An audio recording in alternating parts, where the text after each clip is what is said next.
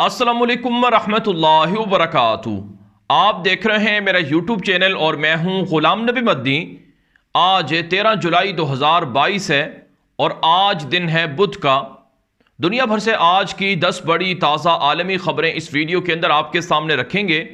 इन खबरों के हवाले से अपनी राय कमेंट के ज़रिए से हम तक पहुँचाया करें और दुनिया भर से इस तरह की खबरें जानने के लिए अगर आपने अभी तक हमारा यूट्यूब चैनल न्यूज़ की दुनिया सब्सक्राइब नहीं किया तो उसे लाजमी सब्सक्राइब कर लें ताकि आप दुनिया के अहवाल से बाखबर रह सकें। दुनिया भर से आज की 10 बड़ी खबरों का आगाज़ करेंगे। सबसे पहले बात करेंगे रूस और यूक्रेन की जंग के हवाले से। नाज़रीन किराम, आप जानते हैं रूस और यूक्रेन की जंग को 4.5 माह हो चुके हैं और इस जंग के अंदर यूक्रेन को तबाही देखना पड़ रही है। ना सिर्फ यूक्रेन को बल्कि इस जंग से पूरी दुनिया मुतासिर है और रूस ने इस जंग को मज़ीद बढ़ा दिया है और रूसी सदर व्लादिमीर पुतिन ने हुक्म दिया है कि जितना हो सके हमले तेज़ किए जाएं और ख़तरनाक हथियारों को इस्तेमाल किया जाए। साथ साथ रूस की जानिब से अमेरिका और नेटो पर इल्ज़ाम लगाया गया है कि ये दुनिया के अंदर एटमी जंग छेड़ना चाहते हैं, ये एटमी हथियारों की जंग शुरू करवाना चाहते हैं। इसलिए रूस खबरदार कर रहा है कि अमेरिका और नेटो को रोका जाए कि ये दुनिया के अंदर एटमी जंग शुरू करना चाह रहे हैं।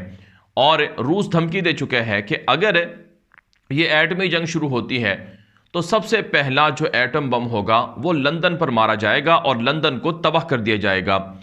अब नाज़रीन किराम, जो खबर सामने आ रही है ताज़ा तरीन, जो एक और बड़ी डेवलपमेंट है वो ये है कि रूस ने शैतान नामी एक ताकतवर मिसाइल तजर्बे का ऐलान कर दिया है। रूस की जानिब से रूसी मीडिया दावा कर रहा है कि शैतान नामी मिसाइल ये दुनिया का सबसे ख़तरनाक बैलिस्टिक मिसाइल है और इसकी तैयारी हो चुकी है और जल्द इसका तजर्बा किया जाएगा। और ये इतना ख़तरनाक मिसाइल है कि इसका तोड़ किसी भी मुल्क के पास नहीं है। और यह मिसाइल इसलिए लॉन्च किया जा रहा है ताकि नेटो को, अमेरिका को पता चले कि वो रूस से पंगा लेने की बजाय अपनी औकात में रहे। इस वजह से ये शैतान नामी मिसाइल को लॉन्च किया जा रहा है, तजर्बा किया जा रहा है, रूसी मीडिया दावा कर रहा है। साथ नाज़रीन किराम, जो एक और ख़बर है वो ये भी है कि खैरसुन जो कि यूक्रेन का शहर है, वहाँ पर यूक्रेनी फ़ौज ने खुसूसी ऑपरेशन शुरू करने का ऐलान किया है ताकि वहाँ से रूसी फ़ौज को भगाया जा सके। और इसी तरह से नाज़रीन किराम, ये जंग अभी भी जारी है और इस जंग के अंदर भारी नुकसान दोनों तरफ से हो रहा है। नाज़रीन किराम, इसके अलावा जो एक और बड़ी डेवलपमेंट सामने आ रही है इसी से जुड़ी हुई वो ये है कि रूस और यूक्रेन की जंग की वजह से दुनिया के अंदर जो गंदम का बहरान है, ग़िज़ाई किल्लत है, इस पर बातचीत करने के लिए तुर्की के अंदर आज एक इजलास हो रहा है। इस इजलास के अंदर रूस का वफद भी शामिल है, यूक्रेन का वफद भी शामिल है। जो यूक्रेन की गंदम मुख्तलिफ मुल्कों को भेजी जाती है उस हवाले से पुरअमन रास्ता बनाने के लिए ये बातचीत हो रहे हैं।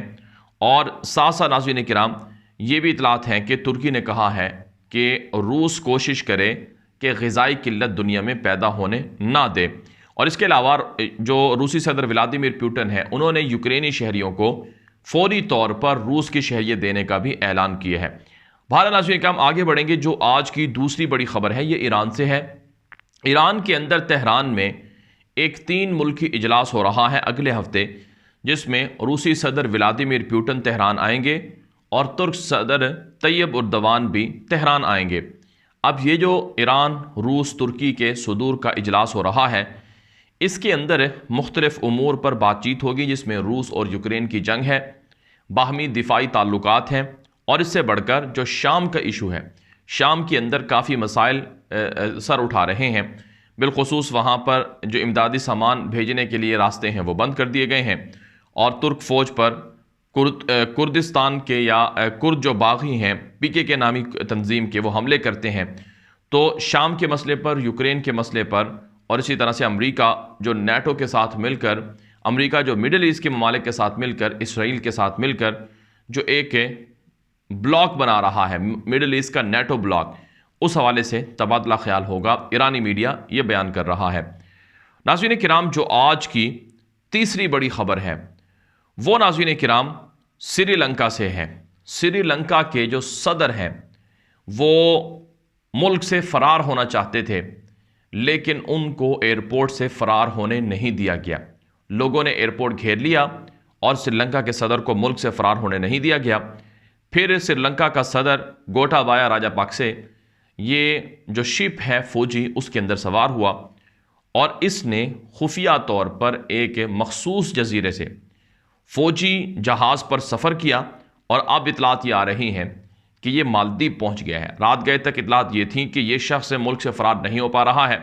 लोगों ने कहा है कि इसको बाहर नहीं जाने देंगे, इसको फांसी पर चढ़ाएंगे, इसके लिए फांसी का फंदा तैयार है। लेकिन फौजी हेलीकॉप्टर्स के ज़रिए से कहा जाता है कि ये मालदीव फ़रार होने में कामयाब हो गया है। वहाँ से फिर ये दुबई और बाकी मुल्कों में जाएगा। दूसरी तरफ नाज़रीन किराम एक ख़बर यह भी है श्रीलंका से कि श्रीलंका के सदर का जो भाई था वज़ीर ख़जाना बासिल राजापाक्से, वो जब एयरपोर्ट से दुबई जाने लगा तो उसे भी एयरपोर्ट के अमले ने रोक दिया और कहा कि हम आपको बाहर जाने नहीं देते। उसके पास अमेरिकी पासपोर्ट भी था, लेकिन बहरहाल उसको भी कहा जाता है कि किसी न किसी तरह से निकलने का, फ़रार होने का मौका मिल गया है। श्रीलंका के अंदर हालात अब भी ख़राब हैं, लोग सड़कों पर हैं, मुजाहरे कर रहे हैं। 20 जुलाई को कहा जाता है कि नए सदर का इंतखाब होगा, हालात को कंट्रोल में लाया जाएगा, लेकिन मुल्क दिवालिया हो चुका है और मुल्क के ऊपर 50 अरब डॉलर के कर्जे हो चुके हैं। इस वजह से हालात को संभालना बड़ा मुश्किल है। नाज़रीन किराम आगे बढ़ेंगे। जो आज की चौथी बड़ी खबर है ये मकबूजा कश्मीर से है।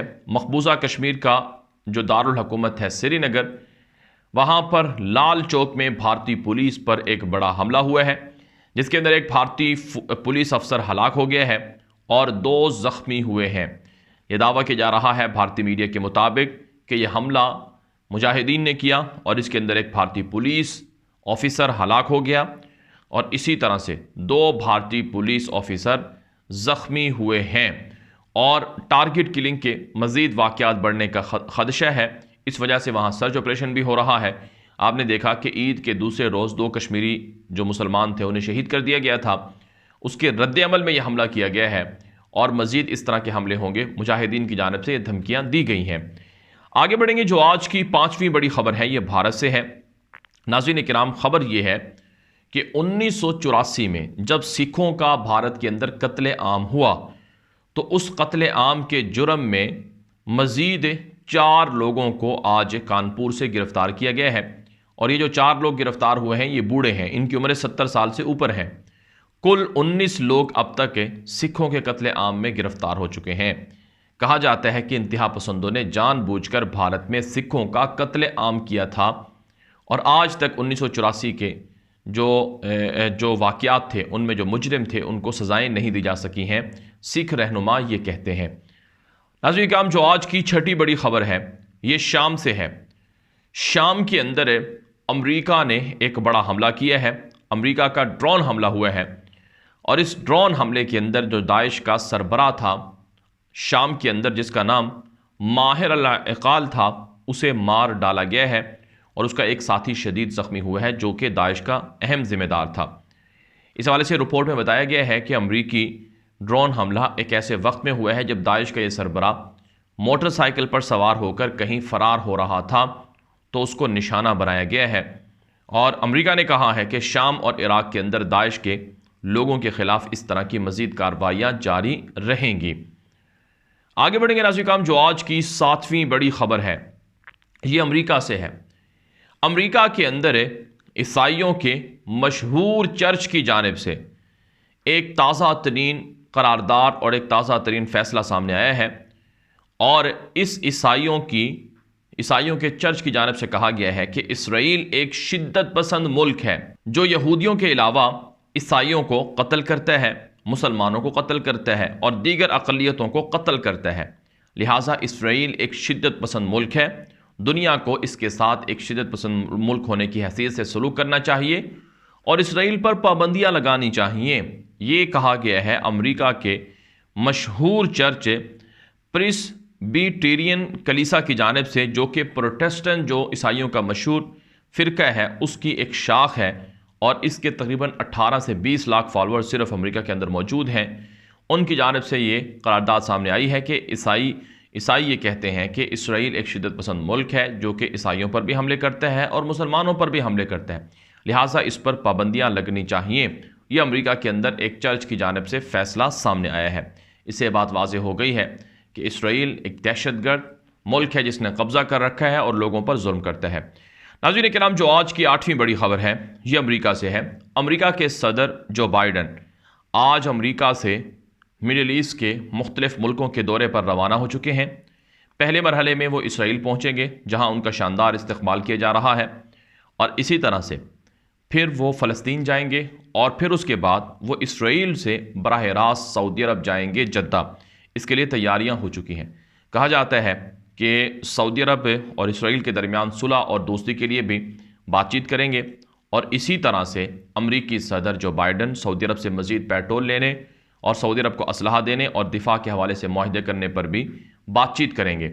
और इसी तरह से जो इसराइल के फ़लस्तीन पर हमले हैं या फ़लस्तीन की ज़मीनों पर कब्ज़ा है, इस हवाले से भी इसराइल को एक तरह से वो मौका देंगे कि मज़ीद वो फ़लस्तीनी इलाकों पर कब्ज़ा करके यहूदी बस्तियां बसा सकता है, जिसके ख़िलाफ़ फ़लस्तीन में मुजाहरे हो रहे हैं और दुनिया के अंदर इस दौरे पर ख़ास नज़रें लगी हुई हैं। नाज़रीन किराम, जो आज की 9वीं बड़ी ख़बर है ये सोमालिया से है।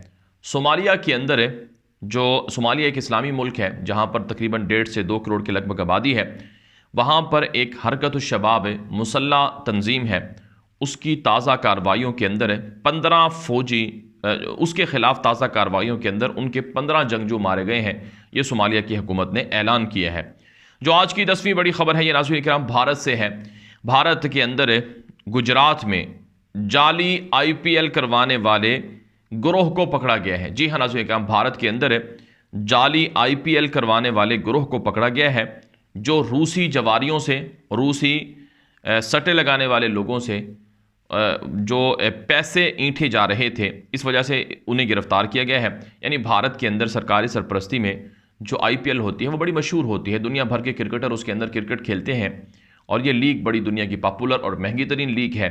लेकिन गुजरात में ऐसी लीग हो रही थी जो कि जाली थी, जिसमें चंद मज़दूरों को दिहाड़ी देकर, मजदूरी देकर उन्हें IPL की तर्ज पर उन्हें किटें देकर उन्हें खिलाया जा रहा था। उनमें से अंपायर भी थे, खिलाड़ी भी थे, और फिर कहा यह जा रहा था कि ये IPL है और इसमें रूसी जवारी बड़ा पैसा लगा रहे थे। इस गिरोह का इंकिशाफ हुआ है और उसे पकड़ लिया गया है। बहरहाल दुनिया भर से थी अब तक की 10 बड़ी ताज़ा आलमी खबरें। इन खबरों के हवाले से अपनी राय कमेंट के जरिए से ज़रूर पहुँचाएँ। यह वीडियो दोस्तों के साथ नशर करें ताकि वो भी दुनिया भर की ये मालूमात हासिल कर सकें। अब तक के लिए इतना ही इजाज़त दीजिए। अस्सलामु अलैकुम वरहमतुल्लाहि वबरकातुहू।